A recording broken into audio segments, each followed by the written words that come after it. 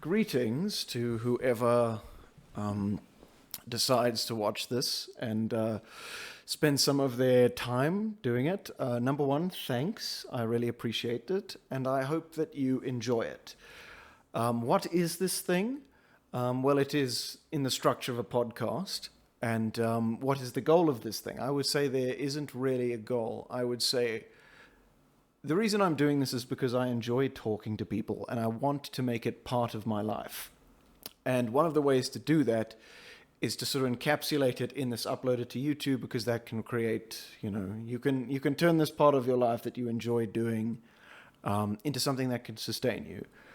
So I don't, in terms of what you can expect from this podcast, so this is my first episode, and I interview a man named Professor Willem Fourie. He works for the University of Pretoria currently, and he's had a very storied life. He has a brief stint as a priest, which is something I actually investigate him, on quite thoroughly throughout it.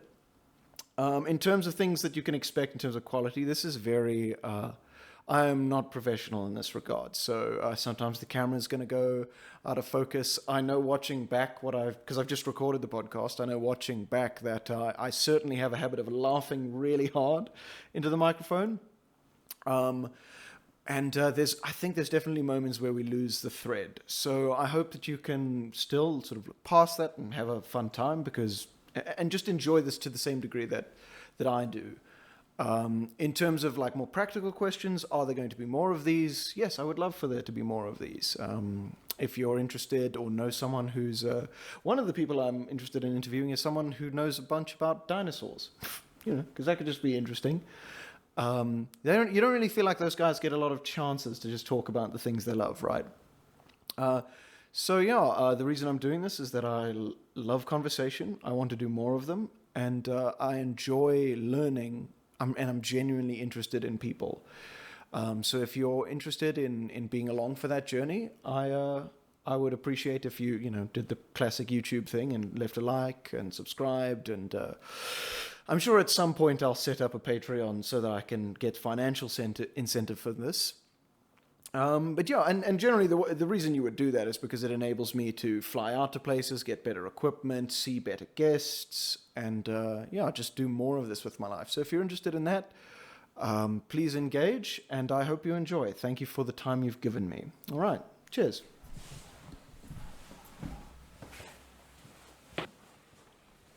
Thanks for being here, by the way.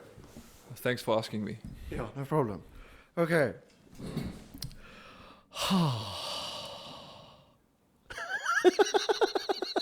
I'm a little nervous, can't you tell? Don't look. You're hiding it well. Yeah. Hey, Willem, thanks for being here. I generally am super appreciative, like I've said it before, but and I don't really know why I'm doing this either, but let's get to it, see if people will have fun with it. Okay. Yeah, so, thanks for asking me. I mean, unfortunately, I don't have a radio voice like you. Oh, thank you. Yeah. But you make up with it with qualifications and having done things, Yes, trying to do things. Yeah. All right, so I've written down a couple of questions to keep it sort of structured. And also that'll mean that there'll be a point where it'll be done, and so hopefully we'll reach that, because the last question is like, now that you're leaving, It's kind of like passive aggressive, like get the fuck out of here. So the first question is pretty much just like, who are you? And you're sort of trying to explain it to someone, outside of the room, What do you do, Willem? Who are you? Maybe your name and your qualifications, and you sort of like... Thanks for starting with the most existentially... most difficult question. I mean, you could have started with what does it mean to be a human being? I mean, that's question 2, actually. I'm Willem. My life, at least my career, has been, I think, a succession of somehow random events. Somehow I was involved in sort of some of the events. Others just happened to me. So my day job is I work at a university in Pretoria. It bears the name of the city it's located in. Yeah, and you are a professor there, as I understand. I'm indeed a professor of leadership. Yeah. And development, socioeconomic development stuff. Okay. My training was actually in ethics. Yeah, and then I ended up in a leadership institute doing sustainable development type of things, and because you had quite you're cutting it quite brief, I'd say, because you had a stint as a priest, right? Yes, I was also I think one of the worst. That's what you mean with your ethics background, right? Yeah, so I studied theology and then I specialized in ethics, and I think I was one of the worst pastors South Africa has seen for 18 months. Yeah. And then I got it. I also, it was the most difficult thing I've done. Up until now, I think it was really... Well, yeah, because I remember last time, we've spoken about this before, and one of the things that you spoke about when you were as like the role of the priest, right, is that you felt sort of like distinctly uncomfortable with the sort of the change in the social dynamic that brought. Yeah, right? yes. Like you didn't like that people just, trusted you no matter what, and that you could have manipulated them like you. Yeah, I mean, we're staying on this topic of existential questions. Thanks for that. I mean, yes, because you stand on a pulpit or in front of people, and then somehow they sort of attach more authority to what you're saying than the case would have been if you were appearing on a podcast. I think that got it. I mean, I remember seeing something similar to that when I used to do, I don't know if I've told you the story, but I used to, before when I used to think I would be a doctor, that's like what... And that's something we have in common. I studied medicine for 4 weeks. It's like, you got in, I feel like that's, you go to like a career psychologist and they tell you like what you should be. And I remember going to one and I feel like if they have no idea, they just be like, this guy be a good doctor. Yes, yeah. It's kind of like the parents want to hear it, yes. And you can't go wrong. Yeah, mine was something like doctor, actuary, and something lawyerish. Yeah, I'm like a big three. I'm surprised even engineering wasn't in there. Chemical engineering. There we go. Yes, it was there. But right. As part of that, I did a bunch of like community service, and so like as like a 15-year-old being in hospital. I just remember the reason I'm talking about this is Did you intentionally hurt yourself? No. Oh, you weren't there as a patient? Okay. No. I remember seeing this guy come in, and he had some kind of an STD, and I was like just sort of there watching, and the doctor asked us like to guess what it was, and your young 14-year-old man, you're like, something's wrong with his back because he's struggling to sit, But what struck me... I don't actually, but yes. Well, you're just, you're trying to pick the innocent answer, and there's the obvious one that the doctor wants you to say. But the point I'm trying to get to is it's like, in what room could another person just tell you, like, I need to see your testicles right now, please? And you're like, oh, sure, of course. It's just to say that, like, that's another, like, doctors have this role, especially, where, like, people just treat them as more than, and, like, similar to your... Yeah, similar to the pastor-priest type of thing. So my wife is a doctor, and often if we're in a sort of a social setting, people she really does not know come to her with like... Yeah, I've got this like really personal... Yeah, like this is actually quite personal. You don't know me. Why do you know? You can trust me to ask that. And something similar happens to pastors and priests. Like people just open up.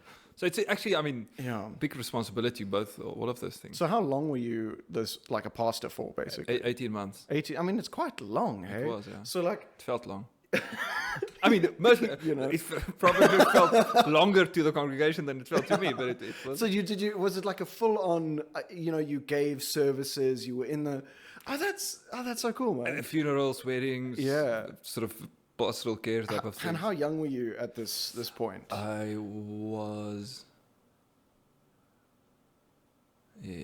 Like, are we talking early 20s? You don't have to get it exactly right. I think sort of mid-20s. Mid-20s. So I mean, you're 27 now, so you like... Around there, yeah.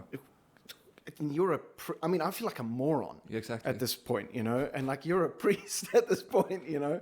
And so were there moments where people would be like, listen, my marriage of 35 years isn't going... And or like really intense psychological things. Luckily, I had this sort of insight just to refer them to psychologists. Yeah. I'm sorry, no, can't. Yeah. Or to the psychiatrist. Often there were things that would have been sort of addressed by medication. And then I also said, do you have medical aid? Yes. Next stop, a psychiatrist. One probably doesn't become a priest without sort of like believing the undergirding, And then it's to then move out of it, to sort of recognize that you're like, I'm not in the right spot. You know, like what went into that decision? How did you know? Yeah, that's because it's a courageous thing to do. Yeah. So I was in Christianity you have sort of different traditions, Catholicism, the Orthodox Church, whatever. I'm in the Reformed tradition, which is often seen as the most worldly of all the Christian sort of belief traditions. Worldly in what sense? Like, it's the most secular, often Reformed theologians. There are many examples of Reformed theologians going into politics or becoming. So it's very close. And there's actually a funny story. Like the Reformed part of Europe secularized, sort of simplifying the fastest, the quickest. Like Czech Republic, for example, is one of the most atheist countries in the world, but they were Reformed. But they or even East Germany. I mean, there was sort of other political reasons too, but that was where many of the Reformed or sort of Protestant elements were the strongest, and they secularized much quicker, much faster, go into the so-called world much quicker. So this is what I followed from that.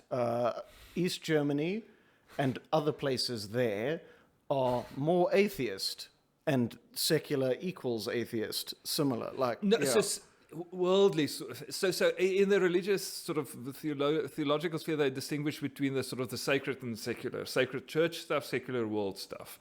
And then usually, as a Christian, you sort of traverse both. You sort of live in both. Could I make just to make sure I'm understanding it? Because when you were talking about it was the more worldly, I feel like what you're trying to say is like it's the one that, was more secular, meaning that there's... And then when you're talking about the way you're talking about secularism now, it's more like it's more of like a practical element. It's less like conservative, less like, women must be in the kitchen, sort of traditional... I don't know if that's even an accurate way to describe it. Rather, I would say looking at the world in less explicitly religious terms. Sort of God told me to do this, or I feel so more. I think the word, I could be wrong, but the secularization of the word was first used when I think monasteries and churches were taken over by governments or by the state apparatus at that point, sort of secularized, not a religious institution anymore. So in some ways is that like a separation of church and state in some extent? Yes, absolutely. Yeah. Right, that's a known. I've been listening we've stumbled on a topic that I've been thinking about sort of on the side. Just to the listeners, a topic that did not appear in the questions that I did not prepare. It's just, I have a mate called Daniel Watts, and he's a very, I might have mentioned him to you before, but he's he's like the most, he's like read all the books, like Dostoevsky, and he's like very in that, and he like reads about the French Revolution and the Gulag. He's a very like historical guy. He's an engineer as well, so that's kind of like a juxtaposition. It's like a very practical job, and then a very like spiritual, I don't know what you like temperament, let's say. But anyway, so one of the things he was talking about is how he doesn't really believe that it's possible for a church and state to become separate, in the sense that a government is always going to be ruled by like some kind of religion, right? In like South Africa, if I had to like take a stab at it, we've got like the founding myth. Like he described it as like rainbowism. I don't know if this is very new to this word, but that's like the founding myth of South Africa. Like Madiba comes out of Robben Island, correct? Just double checking my history here, and then sort of doesn't persecute the whites and shit and all that. And so if I had to describe what I thought like South Africa's sort of founding myth was, is like one is like where I look at what the government is doing in terms of like trying to employ as many people as possible. That's sort of like I don't know, it's kind of communist in a little bit kind of way, like a collectivist attitude. So I'm trying to illustrate kind of badly that I think that there's a value structure in the way they rule, and just as like illustrate that, like, I don't think you can really separate church and state. And no, not absolutely. I agree, absolutely not. Also, in the sense that religion is always political. Yeah, we'll go into that. There's always a political component to religion. I mean, whether it's on, as you've talked about, the role of a woman, of women in society. I mean, you can frame it as religious beliefs, but that's clearly political. Yeah. Or your relationship to the state, how you should view paying taxes. There's also references to that in the Bible. So there's some people disagree, but I'm part of the school that says religion is also always political. So that pretense that there's it's possible to draw an absolute distinction between religion and state, or organized religion even, and government, I think is faulty. So if you were to take it back to like your original story, and just like take a look at like what was happening over in East Germany, do you think that was like doomed to fail? Or I mean, I don't actually know what happened there. Like, or maybe we're going down a weird rabbit hole. Yeah, there's quite a thing there. Like I'm finding. So okay, yeah. I mean, the point is, let's say the Reformed sort of Christians, people in the Reformed tradition. John Calvin is a. I've heard of Calvinism exactly as like a very intense sort of very. When I think of Calvinist, that's the one that describes when it's kind of like human as worker bee. Is that? Yeah. So there's the spirit of that Max Weber, the German sociologist, also wrote badly argued to some extent, but well received book. Who was this guy? Max Weber is a German sociologist and made the argument that there's this work ethic, this Calvinist work ethic, is one of the reasons why capitalist societies are more productive than others. So there's this whole argument, but Calvin, for example, explicitly, we ended up in Geneva. He was both sort of a church leader and the city father somehow. So the city father in this new like context, part of the city management, basically. Right. So it's like the definition of not church and state, not separate. Exactly. So the Reformed people really, they often go into politics or look at the political sides. I mean, there's a real South African story, a Dutch Reformed church. I mean, the church that sort of condoned apartheid, the sort of the white church, to which I belong, I must say. I mean, during apartheid, clearly didn't distinguish clearly enough between state and religion. So they often said the Dutch Reformed Church was the national party at prayer. So there's also sort of a very bad side to that when they really overstep and then in a very negative way influence politics. So we went down this rabbit hole because I started to ask about why it was that you made the decision to leave the church, and you started to talk about the religion that you were part of and like sort of describing it. And like you described it as more worldly, and then we started to talk about like secularism and like the separation of church and state. And if you had to go back to that, because just like taking us back to that point. So also in terms of my own narrative, again, sort of going back to the existential component of this. But I mean, maybe the question before that is, why did I go and study theology? I mean, I got in for medicine, started doing that. Because you in some ways you could say that you were turning down like significant status. I guess so. And my reason to myself was that I want to do something with meaning, I would say. Yeah. And that narrative, I would say, has stayed the same in my life. Yeah. Not as if doctors don't have meaning, of course not, but in terms of who I am and what of course, I understand. And then I just realized at some point I would find more meaning or create more meaning in a more academic setup. And I also just happened to get a job at a university, so I just took it. Well, that implies that even during that period of of priesthood, that you were looking outside. I was applying for jobs. So that sort of you recognize. I guess I'm still also. It was really just too difficult for me to be a pastor. It was really like taxing. It's a difficult job. I don't think I was maybe strong enough somehow. For that.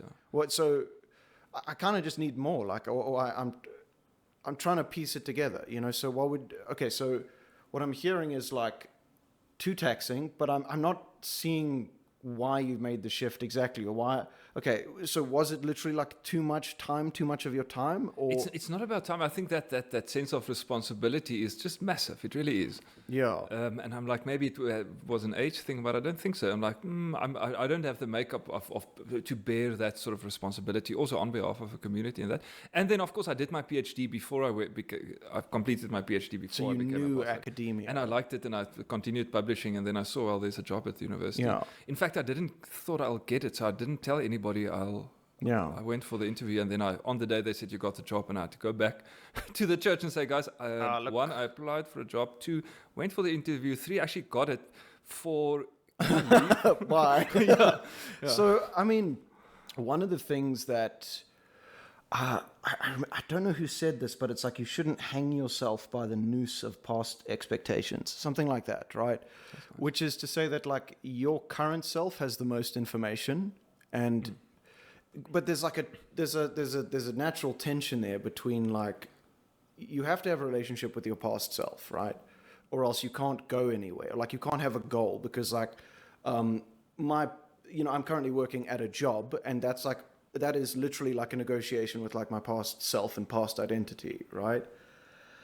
So you can't just like, there has to, I guess what I'm trying to say is there has to be a negotiation between your past self and your current self in terms of where you're going to go, but also at the same time, there's a trap that you could fall into of like, I don't know, something like unnecessary persistence. Something like if you push a door and it won't open, like you keep, like let's say you wanted to be a doctor but you couldn't get in, and you kept going, and it's like 5 years, 6 years, 8 years deep into this, and the door still isn't opening for you. Is that not kind of like a stupid persistence? And you should sort of recognize that perhaps I should be doing something else with my time, you know? I have conflicting views on that. So, of course, one needs to be pragmatic, and spending time on the same thing that doesn't seem to work is a bad idea. But somebody at some point told me that, sort of a little bit glibly, but he said, if it were easy, everybody would have done it. So, I mean, more specifically, in the actual role, you've now invested significant time and effort to become a priest. You're now in there, and I would imagine myself in that situation where it's like a kind of like a noose that I've put around myself of like, this is who I am, and I've sort of invested effort to get here. And I would say my past self of like 3 years ago or something like that, roughly, would have consigned themselves like, this is who I am for the rest of my life. You know, I've made the sort of my bed, and now I'm going to sleep in it. But no, deeper than that, I think I would have thought it was a personal fault of myself not being happy in a location like that. You know? Yeah. So that's what I'm trying to understand about, like, what is it about you that enabled you to sort of recognize that you wanted a change and it didn't mean you were a bad person? Yeah, that's a good, difficult question. Because, I mean, I do tend to be quite self-critical. Yeah, I think we share that in some ways, although I think you've got it like more, you're older, you've had more time with this thing. That's a nice thing of getting older, you just, one deals with. You know what, I think actually it was less of a push factor and more of a pull factor. So there are, I think in all of our lives, many things that interest us, and many things that we find potentially stimulating and meaningful. And in that case, I did see that university job, and I realized, well, I'm not a great pastor. I'm finding it sort of quite difficult. But the pull, I think, was stronger. Like, wow, it would be so awesome to have a job at the university. And that made me, that excitement of the pull, and it did bear fruits, I must say. But that helped me not to be self-critical, and also acknowledging that even at that point, I was a guy with a PhD, spent a year or two in Germany already, also overseas doing research and things. There is also another side to me that in theory could also find something else interesting. So what I'm hearing there is this kind of like a mix of like humbleness, because you're recognizing that the path that you've cut out for yourself isn't like the optimal one, right? And you feel like, yes, I could be a priest, but I'd be like the suboptimal version of a priest. You've got this like concept of like the best possible priest out there, and you recognize that, no, I can't be, I'm not going to be the next, I don't know. The only priest who comes to my mind is this guy from like John Hugh, who's H-U-S, and he was like I know it from a game called Kingdom Come Deliverance. He's a priest who like he was like one of the guys who was apparently integral in the whole, we're going to print the Bible in English now. We want the common man to like understand him. I'm probably butchering that, but it's just, why did I start talking about John Hughes? But just anyway, to bring it back maybe to the religion element, maybe there is this one saying of an old church father that says the glory. It's obviously originally in Latin, and the English translation is better than I'll say and butcher it now. But the glory of God is a human being fully alive, and that sort of also underlies the theology sort of that I try to practice also, I should say, in the church, and my view on life to a large extent. So in that sense, it's weirdly, even though I'm in the Calvinist tradition that does really well with guilt, somehow I didn't have that feeling of guilt. Yeah, that's a really positive, like, because I know from Jung there's this whole thing of like being integrated, right? And like depth of a person, right? What's better, like elevator music or like a symphony, right? And that sort of ties into what you're saying. It's like, I don't know, it's something like a human firing on all cylinders is something like beautiful to behold in a way, you know? Anyway, question 2. So, dear listeners, welcome to this first part of a 6-hour interview. I'm literally thinking like, that was question 1, that was an hour, you know? Like, oh bugger. Okay, so we sort of covered the second question, which was, you know, what was your main job? How'd you fall into it? And we spoke most about like your priesthood and, you know. Which was surprising, but thanks. Yeah, I haven't talked about that. You said you weren't interesting, and you are, you know, so. Thanks for nothing. Sorry. The second question, well, the third question that I wanted to ask is that you wrote a book, right? Yes. And Why Leaders Fail. Which where can they buy it? I mean, for mom, buy, because she's definitely the only one who's on Amazon.com, on Loot. It's much cheaper on Loot. Buy it on Loot. Okay, Loot. Half price. Yeah. Yeah. So why did you? I mean, so when I was a little bit younger, maybe like 7 years ago or something, I did try my hand at writing a fantasy book. I did, yeah. I see it. I can see it. Yeah.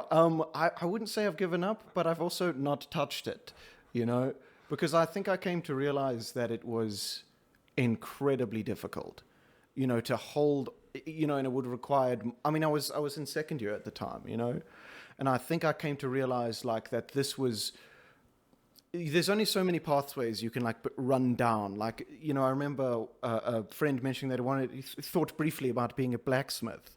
And it's like, that's equally valid path, but you could imagine why that's like not feasible, you know, for like a million reasons. So in some ways it sort of speaks to how we are doomed to always have regrets, because you can conceive of more than you could possibly do. Anyway, so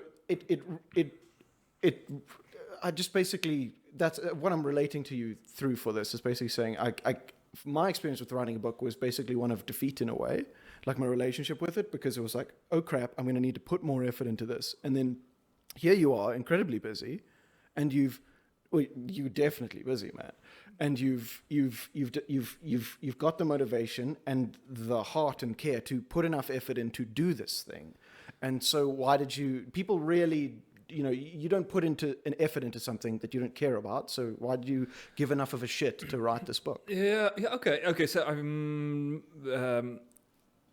So ethics, and then I moved to a leadership institute at the university. So initially I taught ethics, and then I got another job at the same university doing leadership. So I had to do leadership research. Yeah. So, that's sort of writing a book, doing articles, in some sense part of my day job. But what also happened is that I left academia for 9 months, and I went to work for global technology company, Amazon Web Services. Name drop. Yeah. You know. But then I found that job extremely boring, and I spent many days thinking, like, wishing I had time to write stuff, or just to, because I was, and it's again a me problem, it's not a they whatever problem. Yeah, some people were born for corporate, right? Yeah, I was just, I couldn't, I felt I was to some extent in a straitjacket in terms of what you're allowed to say and think and whatever. Which is fine it's not criticism of the company. And then I thought, I would love to write a book. And actually I've never told anybody this, but I actually wanted to write a book about space. Yeah, or like a children's book, or like like space, the evolution of space, space technologies and stuff. No, there's a reason, because the most interesting part of my job at AWS was actually I worked with a global space team. Yeah. And there's one guy, a complete fanboy. He wrote the US's space policy, and we really got along well. So and I thought, this is awesome. Of course, it's spaceships and satellites. His love for it was really infectious. But it's also just, it's a cool topic. Yeah, it is. It really is quite interesting and wonderful. So I thought, okay, it's in line with my work, and then let's write a book. I can't remember what the focus was, something on space. Anyway, but at some point the university said, Willem, do you want to come back? I said, yes, would you take me? And they said, well, you need to apply for your old job, because we weren't able to fill it. And then I got it, and I thought, well, actually before that I thought, well, I can just as well also write a book about leadership. But I had this need to express myself without any sort of constraints of corporate, I should say, and in a sort of an extended argument. Because the cool thing with a book as opposed to an article is you're also quite constrained. Whereas with a book, you're not. The peer review process is different. You're allowed to have opinions. Exactly. That's the whole point of a book. Even a peer review book, and that's the type of book I wrote. And then I had to think, well, what's the topic? I'm a Leadership Institute, and I thought, well, everybody talks about leaders and success and charisma and vision and stuff like that. I'm like, it's a bit boring. I thought, let's look at why leaders fail. And then I looked at leader failure, and I enjoyed writing it. So then, so... It's shorter. Yeah. It was shorter than I expected it to be. I wanted to then... I was just looking down at the next questions, and this isn't in the questions, but I wanted to ask, why do leaders fail then, in your estimation? What did you see? There are different explanations. So some relate to the personality of the leader, so narcissistic, psychopaths, subclinical psychopaths. I mean, they tend to fail. It's easier for them to fail, mostly because they're not able to gauge risk well, because they sort of have this overconfidence in themselves. Much more, I mean, read the book, please, Amazon or Loot. But there are also reasons related to the relationship with followers, so leaders who hog all the influence or think they can, they tend to fail. A big reason on the group level has to do with bias, so a sort of destructive in-group bias. If you sort of benefit your in-group at the expense of other groups, I mean, that's a big temptation all leaders face, because the best way to get people to follow you is actually to tell them sort of... to make it worthwhile for them, let's say. But to sort of sell unrealistic dreams to them or selling dreams to them that sort of disadvantages other people, and then you can't really solve complex problems, and then a couple of other reasons. I mean, I think about... have you ever heard of CGP Grey? He's a YouTuber, so much more, that's what I spend all my time doing, right? It's like watching YouTube. But so CGP Grey had this video where he spoke about how dictators hold power. Yeah. And he used a metaphor of I don't know, it's just something with keys, but what really mattered was that there's you have a position, and then there's the people in the next hierarchical strata below you that enable that position. So obvious ones would just be you're the president, and then there's the military, right? And so you have to ensure that whatever benefits you can accrue, some of them goes to that guy, or else he'll have a coup and overthrow you. So you have to incentivize people around you. So it's much more of it's definitely not how we like to picture democracy. We like to picture that we've sort of pulled ourselves away from this sort of kind of more king tribal, one person holds influence and distributes it among their peers, and in terms of that, and in return they get loyalty. But that was just touching on your last point, which was leaders fail because they favor the in-group. But why would they fail as a result of that when it looks like it's also one of the only reasons they can be a leader? Yeah, so it's a balancing act. So of course you need to. There needs to be benefit to your followers, to your then in-group. I mean, followers or in-group is the same sort of in this context. But the problem is if you benefit them at the expense of important outgroups to the extent that you can't solve, because you need problems. So you need to work with other people and other groups to solve really complex problems. So in a very simple society, you can have a supermassive in-group bias. That's fine. But in our societies aren't simple. They're complex. So the point is you can't solve complex problems then because you can't collaborate. It's like if you piss off the people who build all the roads. Exactly. And you don't get any. Okay. Yeah. You need to be able to work together whilst keeping your followers happy, and that's that balance. Leadership is essentially that balancing act. So psychopathic seems like the trait why that would fail, if I had to imagine it, is it's kind of like two things: is happy people work harder. Most certainly that's the case. If I'm invested in something, if I want to be there, motivation, although fleeting, as it's a thing that comes and goes. It's definitely there more often if you find what you're doing meaningful. Yeah, I mean, just on that point, there's this great research on, this whole notion in corporate on stretch goals. We just this extra thing beyond these so other we actually things. You have your goals for this year, but we want to push you to achieve these stretch goals, and that's often to make groups more efficient. We're a growth-oriented company. Wonderful. And yes, and they've found, the research has proven beyond any doubt that stretch goals only work in high-performing teams. So people are already enjoying their work and already doing their work well. They benefit from stretch goals. The notion of stretch goals make them more productive. But stretch goals actually has the opposite effect in groups where people underperform and don't like Which the is job. where you would like try to use it to try That's to the like point. push Exactly. them. Yeah. So that's where they want to use it, and actually is not a good mechanism. But you were asking actually, sorry, about subclinical psychopaths. Well, this was more interesting because it makes me think about It is interesting. like. So you illustrated it in your own life that it's possible for people to end up in locations, right, in like jobs or so on, like as a priest, that they don't feel that they're meant for. But sometimes they can sort of end up trapped there, like you end up like you don't have the skill set to transfer elsewhere. And one of the so it's not everybody is suited for every job, like premise one, right? And then not everyone can transfer wherever they want to go. So just those two things combined to make it so that there is certainly always going to be a portion of the population that's in a job that they don't want to be in. Yes. You know? And so what would one say to that? I mean, so there's limited things you could do. Like it's like we'll look at that as like a failure of the business. They're not providing enough incentives for this person to like grow. But in reality, it's more like a literal, this person's never going to be happy here, sort of a thing. Yes, I mean, and the one thing we talked about guilt a bit earlier. The thing I sometimes do feel guilty about is how self-indulgent these thoughts on. Oh, am I enjoying my job? Is it fulfilling? Am I being these cliches, best version of myself?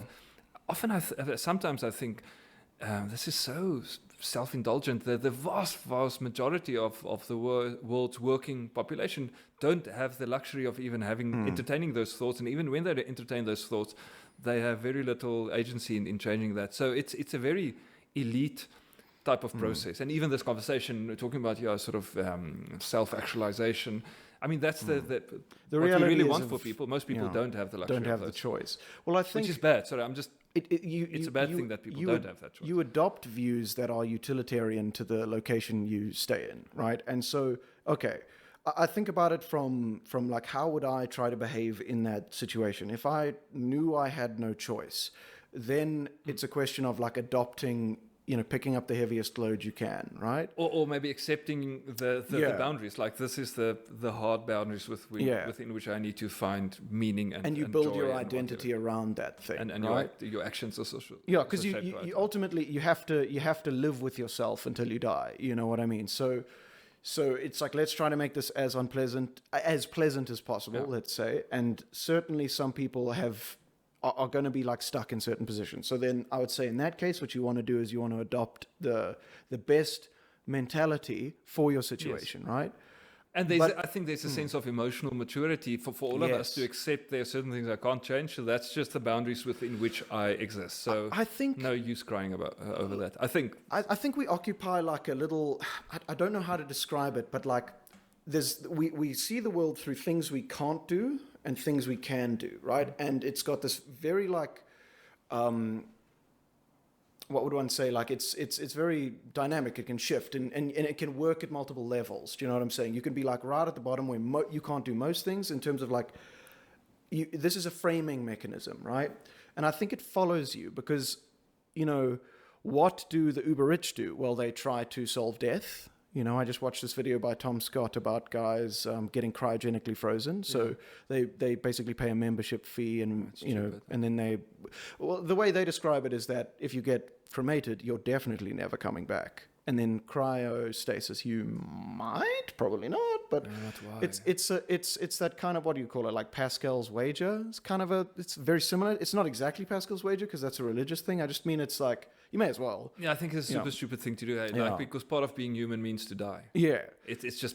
But before I go down that rabbit hole, I just want to. The whole thing there. So it's just to say that, so we've got this sort of like moving framing device, and it's a human thing. So Jeff Bezos is trying to like get to the moon and do blue ocean, lol, blow ocean, like that. Horizon? You can get a lot of cocaine there. Isn't there a horizon there? Or might be Blue Horizon, yeah. But whatever. Just the point is like these are the things he can't do. He can't go on like a cruiser, not cruiser, but like luxury liner to the moon. Okay, well, this is where his money goes because he wants to do the thing he can't do, right? So in some ways, there's always going to be things you can do and can't do, and it scales. Just you're always going to be trapped in that existential space of like wanting more, and it's useful for survival because you're always like going in a certain direction. But anyway, getting back to the point I was trying to make about making choices is most certainly some people can't move from where they are, and then in that case you want to do acceptance. But the problem is that it's hard to know whether or not you can or can't move. And so I think that there's certainly a subset of people who, if they wanted to make a change, could, but won't, sort of a thing. So in that case, the am I being fulfilled, is this meaningful to me, is actually a very useful thing to do. Yeah, and I guess the question in the end is, how do you find meaning? I mean, you can, I think, maybe find meaning in many ways of living and within really severe constraints. And of course, a mistake one can make is to think that you'll find meaning through external things or more money or whatever, or moving to the better job, and that's of course not true. I mean, how? One might say, why not? Beyond a certain point. I mean, if you don't have enough food to survive, of course, yes, you need to have a certain level just to survive and have some shelter and things. But beyond that, I mean, I'm of the view that there is meaning to be found in most ways of living, I think, provided your dignity is sort of protected and you have your basic needs and things. Well, what's your sort of larger point there? Because I'm a bit lost with where do you want it to fit in? Yeah, so I don't know. Next question. I guess people can be... Feels like a PhD defense. Yeah, people can find meaning. And well, I wanted to just genuinely, what I feel when you say that, meaning is this internal thing. And I mean, like, okay, literally, it is of course, it's in your brain. It's not quite an emotion, but it does feel like something that makes me tempted to just say, actually, it is an emotion. It's an experiential. So emotions are a tricky thing because you've got emotions like rage and anger, which are kind of like glasses that you put on, right? And they help you interpret the world in a certain way. A podcast's over. You bumped the mic. It's. Oh, okay. We'll be right back. Practice the exercise more. Okay, yeah. yes. Yeah, okay. So Willem just went to the bathroom and described just the... Never mind. I'll cut this out. But I figured it would be useful to just go like rapid fire through some of the more questions because you've got to go in a little bit, right? We ended up not getting very deep there at all. Yeah. So and we were in any case sort of in a cul-de-sac there. Yeah. Well, but you said where are you going with this? I'm like, you're like, I don't know. No.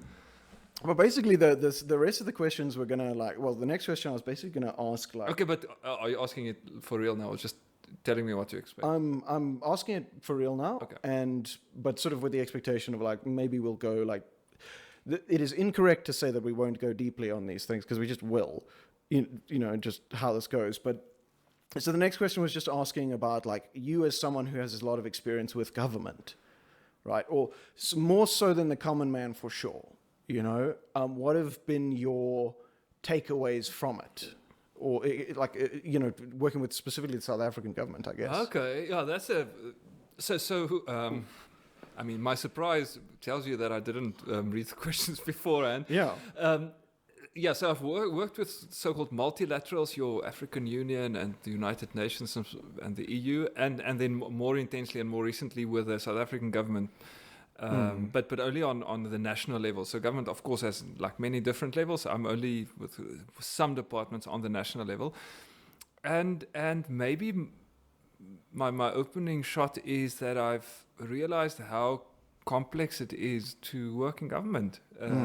You have so many pressures. You have systems to design and to maintain, and systems sort of governed by policies and legislation, and it's even more difficult, I would say, South Africa is a middle-income country, so in this middle-income context, why? Because a middle-income country is characterized by institutions of differing levels of maturity and stability.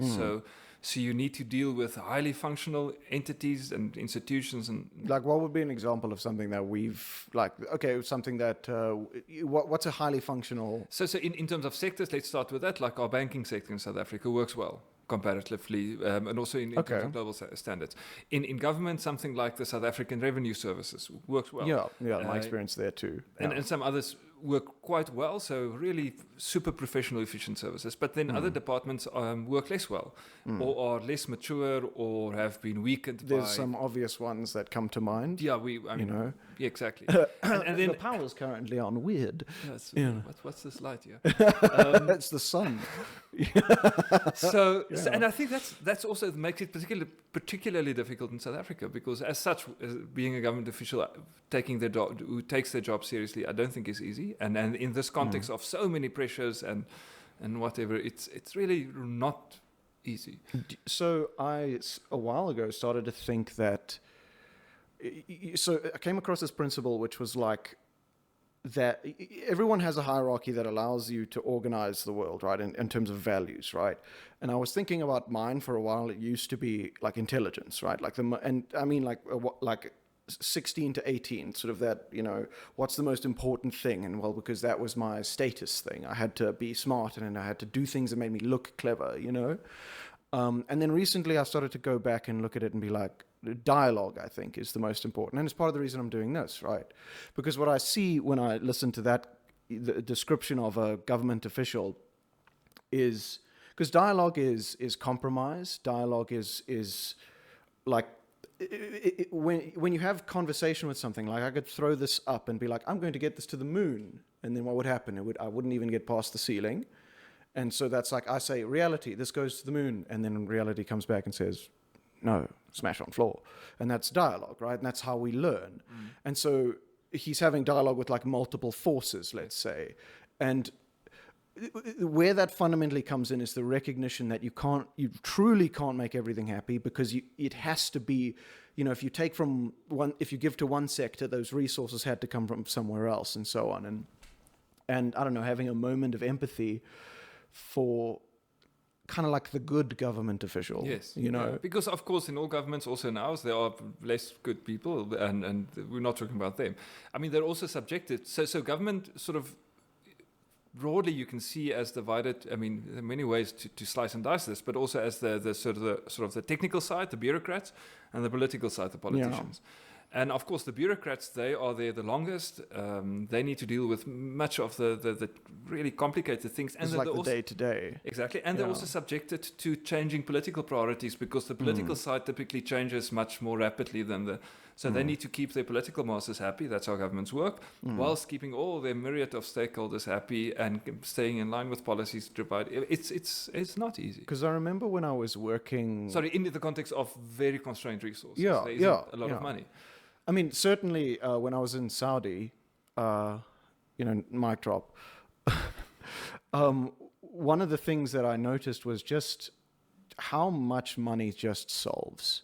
Like, we live in a desert, we don't have enough water, but we have infinite money, and we'll just whenever you talk about desalination plants, I've always heard, it's too expensive, and I sort of realized, that's a South African context when we're in resource constrained environments, and then you're going on a bus past like 5 desalination plants like next to each other, and you're like, oh, okay, And what am I trying to go and say with this? I guess the lack of resources makes it really, really difficult. Yeah. And of course, when there isn't a lot of money going around, then the tension also amongst different stakeholders and the sort of the intensity with which people sort of engage you, I think, increases.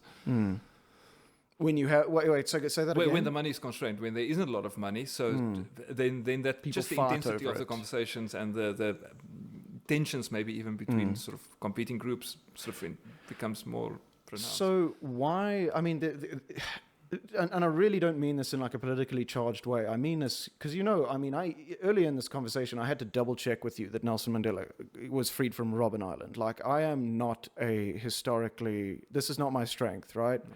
Yeah, and so why is it that we're resource constrained? Because aren't we? I mean, the obvious one is to say corruption, and most definitely that does play a part.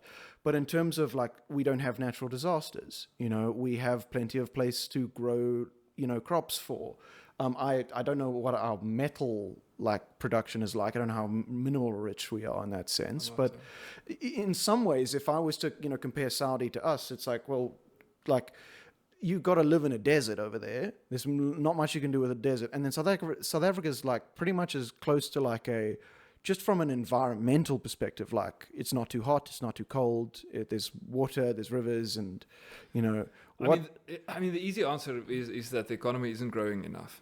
So the levels of economic growth are too low. I mean, there's a couple of reasons for that exactly, and that's where I think the corruption and so institutional weaknesses, those things sort of contribute, I think, to weak economic growth. Could I ask a follow-up question? Yeah. So, do we have more, less, or the same amount of corruption as other places? There's just less to go around. Yeah, I know.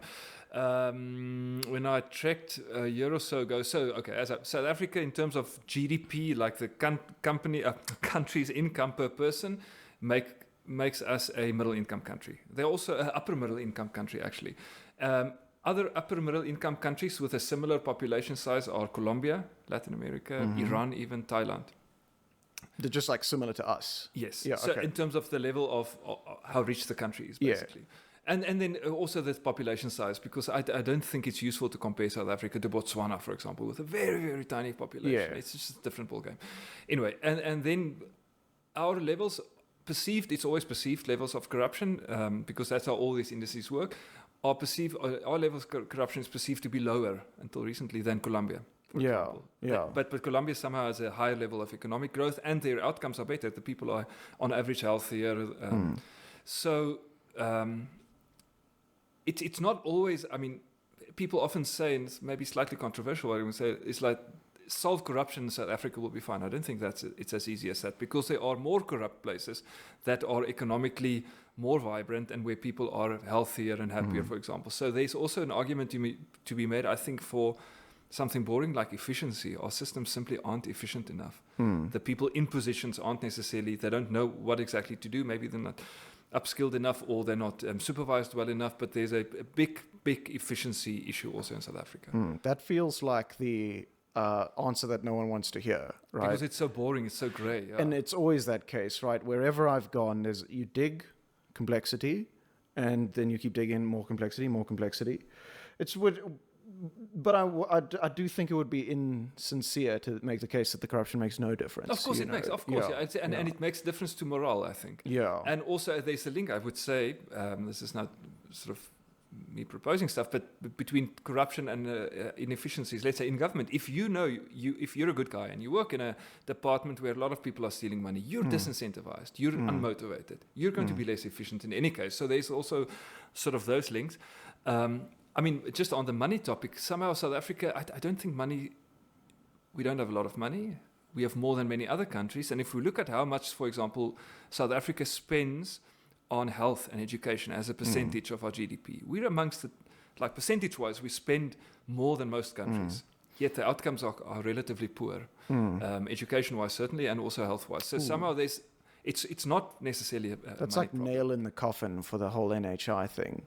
If I was to, it's like so what we're saying is we're going to spend even more money, and it's kind of but literally just looking at the basic trends, probably no bueno, not going to work. Yeah, the systems don't always. So maybe what does it mean? Because we could just print more money, what does it mean to not have money? There's kind of at that level, money starts to look like power, it's kind of like, when you have more money flowing into the country, that sort of means your country is influential, and you're sort of building up debt with other countries. They owe you things. Yeah, more money flowing into the country, but also, if companies make more money, they pay more tax, and that's of course the primary way in which government gets money. Right, but what I'm saying is there's a finite amount of money circulating, right? And as soon as you tax one rand by any percent on every transaction, mathematically, all money will eventually end up in government's hands. So it sort of doesn't make sense. There's a rate component. So the size of the economy is too small. Yeah. So that's the point with growth. It needs to expand the economy, the size of the economy itself. Yeah. Right. So it's not really money there, but it's God, that's actually kind of hard to express. Money's like an indirect measurement of it. So, that sort of thing. Ugh. the economic. But value. carry on. I've kind of lost where you're going with this, but that's because I keep interrupting. I forgot the question. Yeah, sure. But we started talking about like what is, what was your experience with government, and then we started to talk about South African government. We started to talk. And you asked whether there's less money going around in South Africa than in comparable countries. And less corruption. The answer was that less corruption. Then we also talked about money. So the corruption isn't. I'll need to check the most recent indices. Actually, I haven't. Yeah. But it's not significantly more. And at some point, a couple of years ago, still we were comparable to countries, to even some sort of Southern European, countries, I should say. Yeah. Yeah. We're definitely right now comparable to Ukraine. We're probably kicking ass. The infrastructure is currently being blown up. Yeah. We're doing pretty well. Stories also. It's a tricky. Because that speaks to geopolitics and also if you talk about relationships, maybe in that sense, South Africa trying to be a sort of a neutral element in the global politics. And that's what maybe Ukraine is bringing to the fore. Also, the tensions coming along with that. Could I interrupt you there and go on a totally weird tangent? For a brief moment, there was actually a segue into another question, and the question was like, in your work, I've seen you talk a lot about like informed policy making, and that's one of the ways that I think that you try to add to efficiency. Oh, bugger! We've got like 10 minutes, so perfect. We'll just do this one, and then I'll just ask you what you're going to do in like where does 10 years from now does Willem want to be alive? Like where does he see himself? Fuck it, let's go straight there. Actually, okay, yeah. So it's basically just a general like, do you plan to make more books? What do you intend to do, or is there any sort of like big overarching goal you're trying to achieve at the moment? Jokingly, when my wife and I dated, our first serious date, we had this conversation, and so what's your vision for your life? And she said nice things about hers, and she said, and what's your vision? I said, my vision for my life can be summed up in 2 words: world domination. Relatable. That has changed a little bit. Yep. Also, I think it's just too much BT to try to. No, so I have all kinds of deep. BT? Too much BT? Physical, But that's the Afrikaans way of saying, using English words to say a lot of trouble. Yeah. And you lost me there. You like mentioned an Afrikaans. What's the word when you just use the letters? Abbreviation. Yeah. But it was Thank you. Afrikaans use of an English abbreviation that's difficult to understand to a native English speaker. I just like the idea of like anytime someone speaks Afrikaans, I like physically like my brain stops processing. Like I disappear from it. I'm like, what was it? I was in a fugue, and like maybe like that whole like sleeper agent. It's like an Afrikaans phrase that'll like. I've been kidnapped and brainwashed. I'm incapable of understanding. Now that's somebody at Afrikaans as a like subject at school until grade 12. But anyway, so it's not world domination. Yeah. It so often with these, except for my 40th birthday, which I just didn't enjoy. But usually on my birthday, I think back. So I've had this counterfactual experiment with myself. When I was this age, could I have imagined that the following would have happened in the next 5 years? And then usually my answer is, not in my wildest dreams. I would have been able to imagine X, Y, and Z. So I'm hoping that trend continues, because I must say I feel very grateful for many fun things that have happened and wonderful things. I'm even co-founding with you and others a tech startup. In my wildest dreams, I would not have. If somebody told me 3 years ago that you'll be a tech startup co-founder, I would have said, just no, you're wrong. Yeah, so I imagine you want to see where that goes as well, right? Yes. Yeah. And so doing, in a corny way, things that I believe in, surrounded by people I enjoy working with. On a very personal level, seeing our 2 boys grow up to be sort of sentient human beings. They're 3 and 1 now, so the eldest is actually sort of sentient already. But and enjoying them. I make music, so I want to get. Actually, planning a double bass solo concert for this year, which will be.